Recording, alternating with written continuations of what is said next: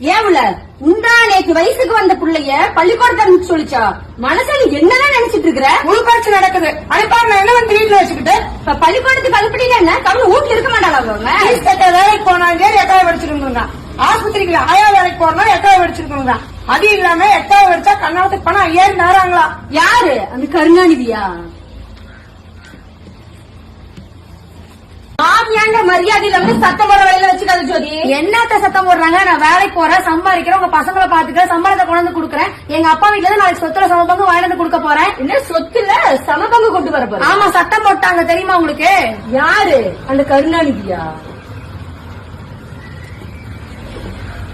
அங்காத்தால பயணமா இருக்கிற நான் இருந்து மிச்சர் கம்பெனிக்கு வேலைக்கு போறேன். சோறாக்கிட்டியா? அதெல்லாம் காலையில 8 மணிக்கு ஆக்கி வச்சிருக்கேன் சோத்தையெல்லாம். அட 3 நாளா மழை பெஞ்சல குச்சி பருக்க முடியாம கிடக்குறாங்க. நீ எப்படி அதுக்கு சோறாக்குன? அந்த கேஸ் அடுப்பு இருக்குது இல்ல, ஒரு அடுப்புல சோத்தை வச்சா ஒரு அடுப்பு குழம்பு வச்சேன். 1/2 மணி நேரத்துல எல்லாம் ஆக்கி வச்சுட்டு நானு. யார் கருணாநிதி கொடுத்தது இல்லையா? ஆமா, கருணாநிதி கொடுத்தாருங்க. நானும் நிலந்து வேலைக்கு போப்பா 4 காசு என் கையில வச்சுட்டு போறேன் நானு. ஏதோதி வேலை விட்டு போட்டே நீ? ஆமாங்க, காலையில 8 மணிக்கு போயிட்டு ராத்திரி 8 மணிக்கு வர. எத்தனை நாளைக்கு தான் நானும் அந்த வேலைக்கு போறது? தொழில் ஆரம்பிக்கலான்னு இருக்கிறேன்.